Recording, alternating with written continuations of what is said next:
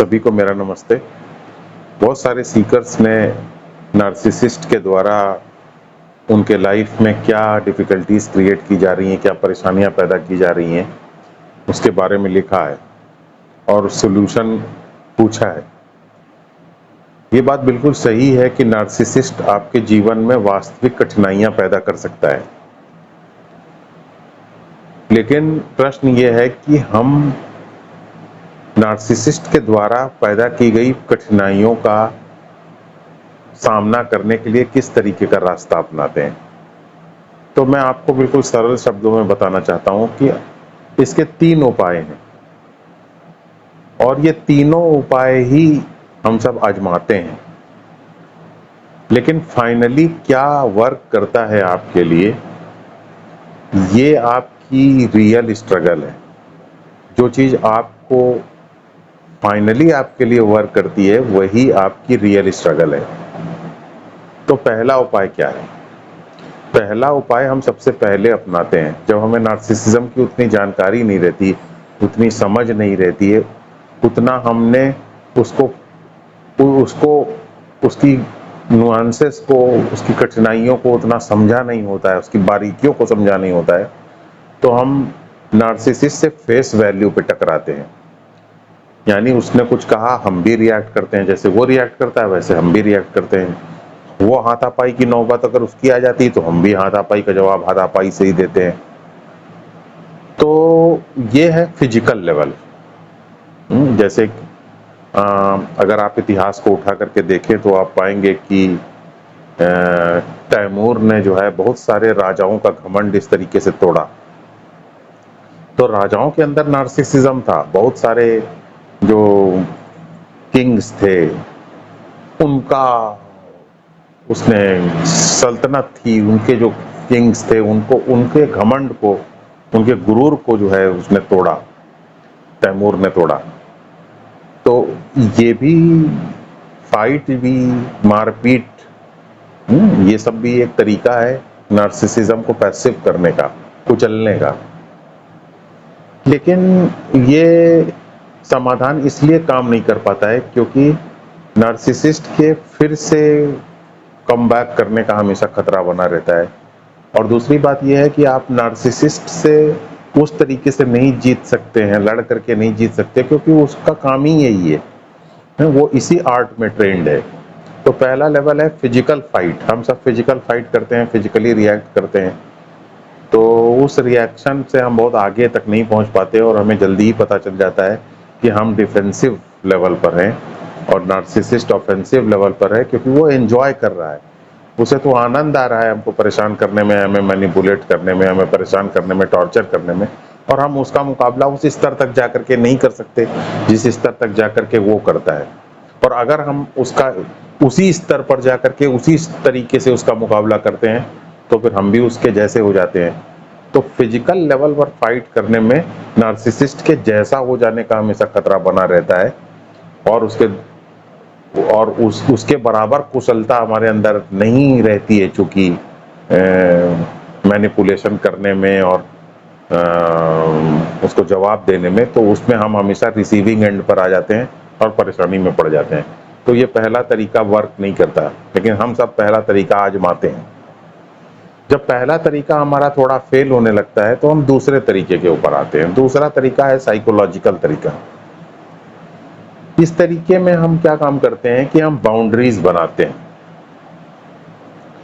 और हम ये समझ जाते हैं कि हमारा जो बेसिक तरीका है नार्सिसिस्ट को डील करने का, जो तरीका होना चाहिए वो ऑफेंसिव नहीं होना चाहिए बल्कि डिफेंसिव होना चाहिए। कहने का मतलब ये है कि हमें अपने आप को प्रोटेक्ट करना चाहिए, ना कि नार्सिसिस्ट के प्रति ऑफेंड होना चाहिए। तो फिर हम क्या करते हैं, तब हम बाउंड्री मेकिंग का काम करते हैं। बाउंड्री मेकिंग का काम क्या है कि हम नार्सिसिस्ट को कुछ कहते नहीं हैं, उससे बेवजह उलझते नहीं हैं, लेकिन बाउंड्रीज बना करके हम अपने आप को प्रोटेक्ट करते हैं। हमको पता है कि हम किस लिमिट तक टॉलरेट कर सकेंगे। जब उस लिमिट तक बात आने लगती है तो हम या तो बात बदल देते हैं, या हम उठ जाते हैं, या हम कुछ और काम करने लग जाते हैं।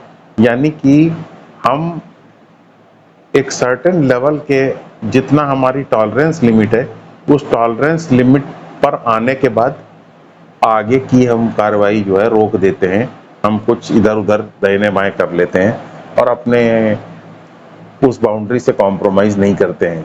चाहे हमें भले ही पोलाइटली अपनी बाउंड्री को असर्ट करना पड़े, लेकिन हम अपनी बाउंड्रीज़ को असर्ट करते हैं। तो ये है साइकोलॉजिकल तरीका। हम साइकोलॉजिकल तरीका अपनाते हैं, नार्सिसिज्म को हम समझते हैं, इसमें हमारी बारीकियों को समझने का जो स्तर है वो ऊंचा हो जाता है, पहले से फिजिकल लेवल से ज़्यादा ऊंचा हो जाता है। ये साइकोलॉजिकल तरीके में भी लेकिन हमें आगे जाकर के एक कमी नज़र आती है, और वो कमी ये है कि नार्सिसिस्ट के साथ एक तो बाउंड्रीज बनाना मुश्किल है, और अगर सक्सेसफुली बाउंड्री बना भी ली जाए तो उससे एक खतरा ये पैदा होता है कि उस बाउंड्री की कैद में हम खुद आ जाते हैं। लेकिन इसका मतलब ये नहीं कि हम बाउंड्रीज बनाए ना, बाउंड्रीज बनाएं, और बाउंड्रीज बनाना डिटरेंस का काम भी करता है, नार्सिसिस्ट के साथ इफेक्टिवली काम भी करता है। लेकिन बाउंड्रीज बनाना हमारे लिए भी कभी कभी काउंटर प्रोडक्टिव हो जाता है। कैसे काउंटर प्रोडक्टिव हो जाता है?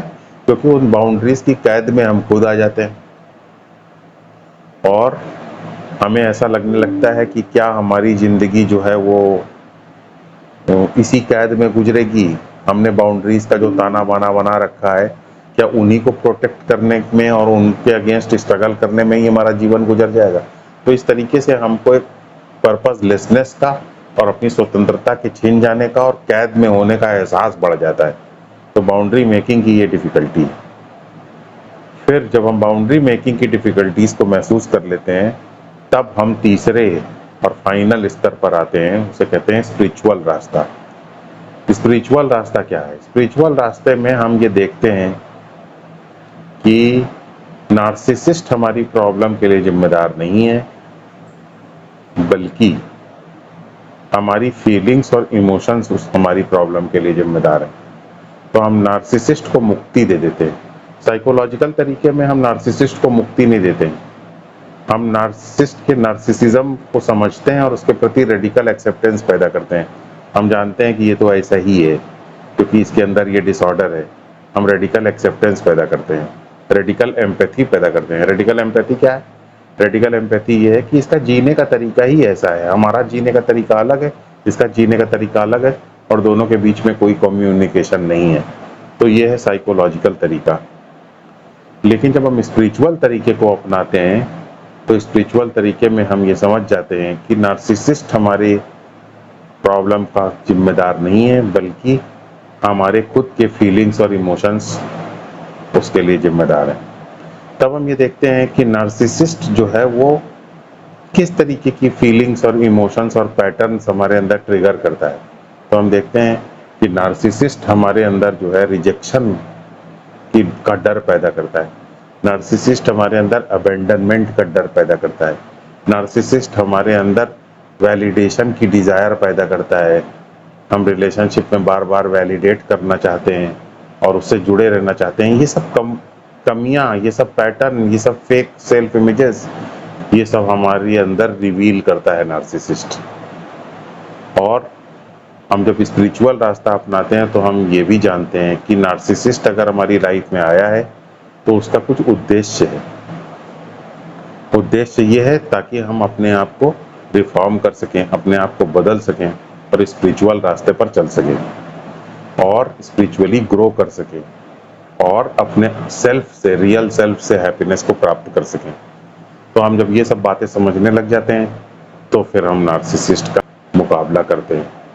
और नार्सिसिस्ट को मुकाबला कर स्पिरिचुअल तरीके से करने का तरीका क्या है कि नार्सिसिस्ट का मुकाबला नहीं बल्कि अपनी फीलिंग, इमोशन, अपने अबैंडनमेंट के पैटर्न, अपने फियर ऑफ रिजेक्शन के पैटर्न, अपने डिजायर का पैटर्न, पैटर्न्स को रिकॉग्नाइज करते हैं, पहचानने का काम करते हैं। और जब हम इन्हें पहचान जाते हैं तो हम इनसे अपने आप को सेपरेट करते हैं, इनसे अपने आप को अलग करते हैं। तो इसीलिए स्पिरिचुअल टेक्निक में हम अपने आप दो करके देखते हैं, क्योंकि हम मन से मन में ही हमारी पर्सनैलिटी और पैटर्न्स रहते हैं।